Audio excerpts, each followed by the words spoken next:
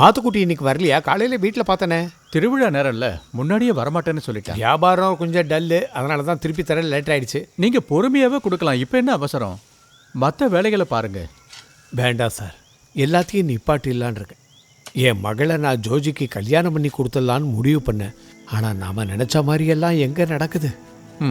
ஆனால் இப்போ ஜோஜியை பற்றி நினைக்கும் போது தான். கவலையே படாதீங்க, உண்மை என்னன்னு சீக்கிரம் தெரிஞ்சிடும். ஜோஜி வெளியே வந்துடுவான். என் மூத்த மகளுக்கு எல்லா சீரும் செஞ்சு தான் கட்டி கொடுத்தேன். ஆனால் அவளுக்கு அமைஞ்ச வாழ்க்கை சரியில்லாமல் போச்சு. அதனால் ஜாதி மதம் பார்க்காம என் 2வது மகளை ஜோஜிக்கே கல்யாணம் பண்ணி வைக்கலான்னு முடிவு பண்ணியிருந்தேன். அவன் நமக்கு ரொம்ப வேண்டப்பட்ட பையன். ஆனால் இப்போ அதுவும்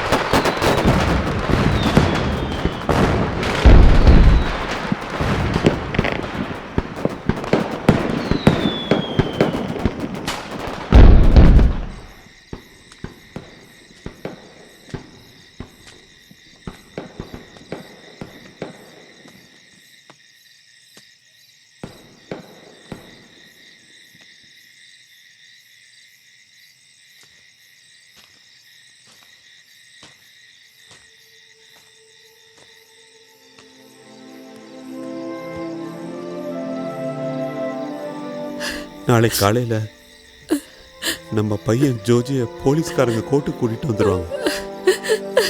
அதுக்கப்புறம் என்ன ஆக போகுது? இனி எல்லாமே அந்த மாதா கையில தான் இருக்கு. நம்ம பையன் எந்த தப்பும் பண்ணிருக்க மாட்டான். என்ன பையன் ஒரு தப்பு பண்ணிருக்க மாட்டான். மாதாவே,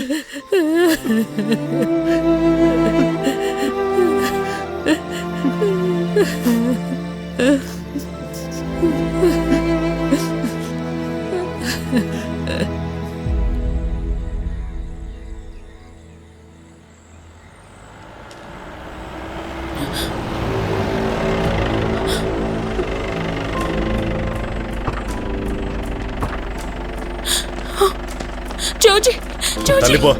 ஜோஜி, சரி ஜோஜி, தள்ளி போ. ஜோஜி, தள்ளி போன்னு சொல்றல. ஜோஜி. அட, மோகன் சார் அவரா விரும்பி எடுத்த கேஸ், கண்டிப்பா ஆஜராயிடுவாரு. எங்க நம்ம பையன்? அடடா. ஜோஜி, மாத்துக்குட்டி, இப்போதைக்கு நீங்க போக வேண்டாம், இங்கேயே இருந்தா போதும்.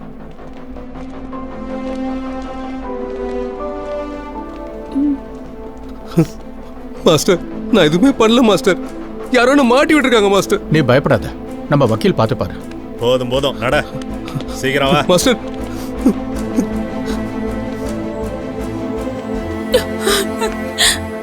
அண்ணா என்ன சர்ச்சுக்கு கூட்டிட்டு போறீங்களா? ஏறுமா.